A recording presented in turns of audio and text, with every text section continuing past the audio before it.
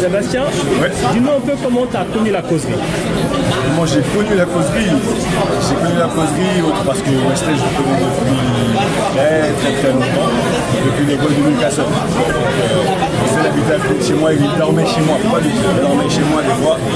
Donc non, j'ai connu la causerie au travers de notre relation parce qu'il avait beaucoup de projets, je l'ai soutenu les uns les autres, lui et moi plus particulièrement, dans le développement de ses idées. Il était là quand il a pensé à développer ça, son réseau de networking.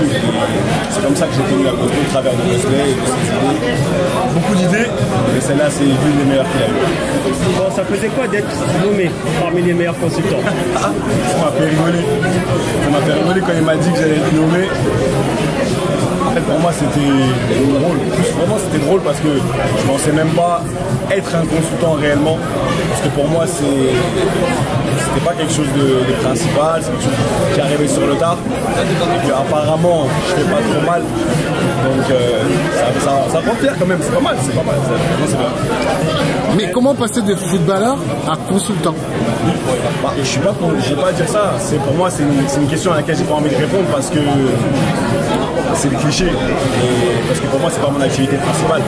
Donc à partir de là, je me considère pas comme un consultant. Je trouve que c'est une activité que je fais parce que c'est arrivé, que ça me permet de rester aussi actif et visible, on va pas se mentir, par rapport à mon business principal. Aujourd'hui, je ne veux pas dire que je suis consultant. Je fais des activités de consultant. Donc comment passer de là à là?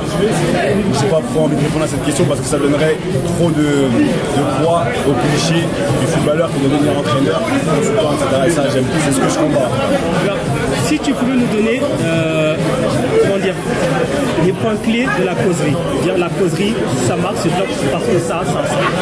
La causerie, ça marche déjà parce qu'il y a de la confiance. Il y a de la confiance, il y a de la crédibilité. Parce que, fin des fins, quand on est quelque part, il faut parler le même langage. Quand je regroupe des gens qui parlent le même langage, on peut plus facilement régler des problèmes, se pencher sur des thématiques. Et ça c'est très très important parce que souvent on se trouve dans des endroits où on n'a pas tous le même vécu, on tâtonne un petit peu. Là, on se comprend, le footballeur, le sportif de haut niveau, là, on a vécu les mêmes choses, on a les mêmes sensibilités. Donc ça c'est très important. Comme le Wesley aime bien dire, il y a de la bienveillance. Ça veut dire qu'il y a une envie de donner et de transmission.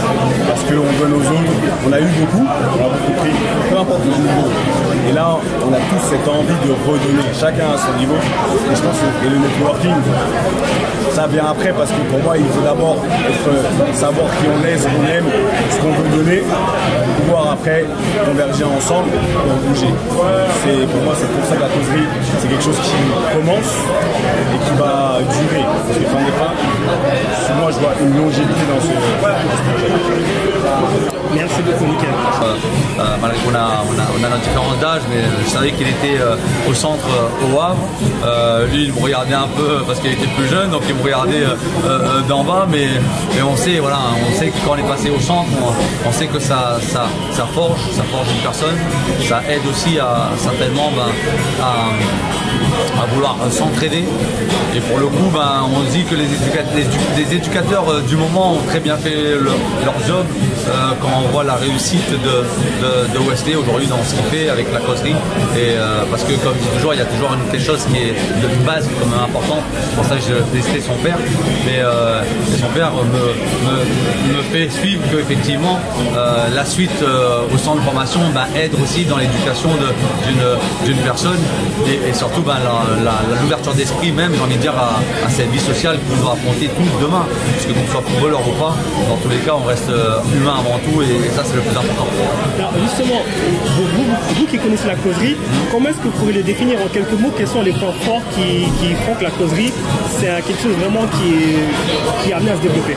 Moi je dirais, tu sais, quand tu vas au spa, tu as le bien-être, tu vois, et avant tout, en plus de la bienveillance, je dirais bien-être, c'est-à-dire tu es une... En fait, c'est un lieu où tu es apaisé, c'est un peu un lieu, je pense, qui a un mix un peu de sessions thérapeutiques, tout en ayant du business, du networking, en s'entraidant. Et en fait, c'est vraiment un mélange qui fait qu'on se sent bien, on se sent bien et surtout on a envie d'être là et on regarde. Tu vois, c'est un truc bête. À chaque fois, je suis en tout cas présent.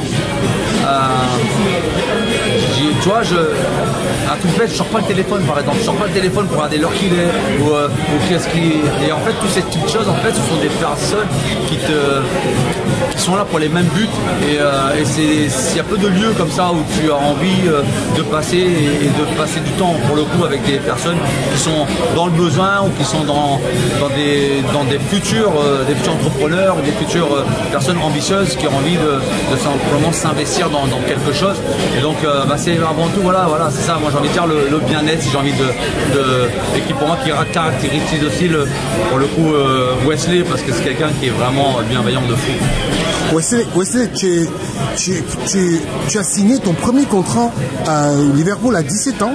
Ouais. Et avec le recul et l'expérience, quel est le conseil que tu peux donner aux jeunes d'aujourd'hui qui commencent par rapport à ce que tu as vécu? J'ai envie de dire que c'est avant tout, dans tout ce que l'on entreprend, c'est d'aller jusqu'au bout de nos ambitions et de nos rêves, de ne pas se laisser donner de limites. J'ai toujours le train, le bateau, peu importe, va toujours passer à un moment. Le seul conseil que je peux donner, c'est d'être prêt. Et pour être prêt, c'est un travail qui n'est pas un travail d'abouti, mais un travail de processus. Et le processus, qu'à un moment donné, c'est ce qui va te donner la sécurité répondre présent au bon moment. Parce que pour moi, la chance n'existe pas. Il y a toujours quelque chose qui va se tendre à toi, mais il faut être prêt. Et pour être prêt, il n'y a pas de secret, il faut travailler dur, il faut répondre présent quotidiennement pour pouvoir prendre cette opportunité. Mais justement, dernière petite question, beaucoup de gens ont des clichés sur les anciens footballeurs. Ouais. Et aujourd'hui, ils se posent quand on regarde Florence Sinama-Pangol à la télé, consultant, ils se disent que voilà. Est-ce qu'aujourd'hui, vous pouvez leur dire que le métier de consultant, c'est vraiment un travail? C'est vraiment, ouais, c'est vraiment un travail. Après, je dis toujours, on n'est pas journaliste. Journaliste, c'est un autre métier. Oui.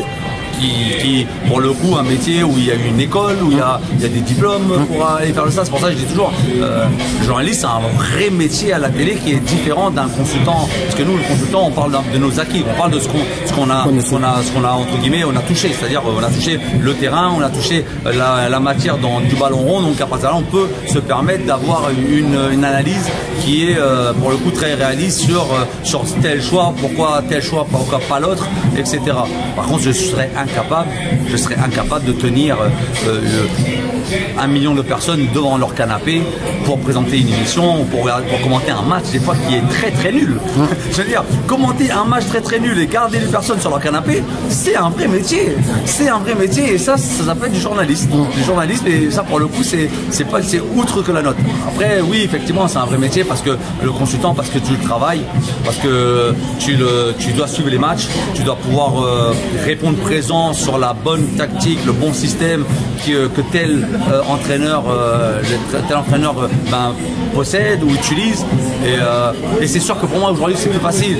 Je suis un jeune retraité depuis 5-6 ans, donc je suis très au contact encore de ce qui se fait de mieux. Ouais. Mais le consultant par exemple qui est là depuis 15-20 ans, qui continue à commenter, ou qui continue à être présent, il faut être à la page. Il faut être à la page de pouvoir expliquer par exemple pourquoi un latéral aujourd'hui en position offensive il est plus intéressant à l'intérieur que sur le côté droit. C'est pas facile à l'expliquer à tout le monde. Et c'est pour ça que je dis toujours, moi je tire mon chapeau toujours à tous les niveaux de consultants, parce que ce sont des personnes qui doivent comprendre, qui doivent lire le football et qui doivent regarder des vidéos de temps en temps, un peu comme la personne qui va regarder sur une autre chaîne, sur des plateformes et qui va essayer de comprendre. Et il y a des consultants qui essayent de comprendre aussi pourquoi tel entraîneur joue de cette façon pour pouvoir apporter aux téléspectateurs, aux fans, la meilleure précision, la plus bonne précision, plus précise possible pour essayer, entre guillemets, d'être dans le vrai. Et dans le vrai, on sait hein, que malheureusement, on se trompe tous dans la vie de tous les jours et même nous, consultants, des fois on peut dire des bêtises, mais ça fait partie du jeu. Bon, quel est dans le plus beau métier du monde, footballeur ou consultant? Je dirais quand même le terrain. Le terrain quand même fait qu'à un moment donné, tu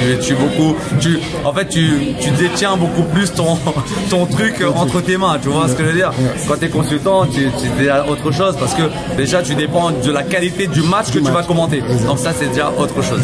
Merci Florent. Merci à vous.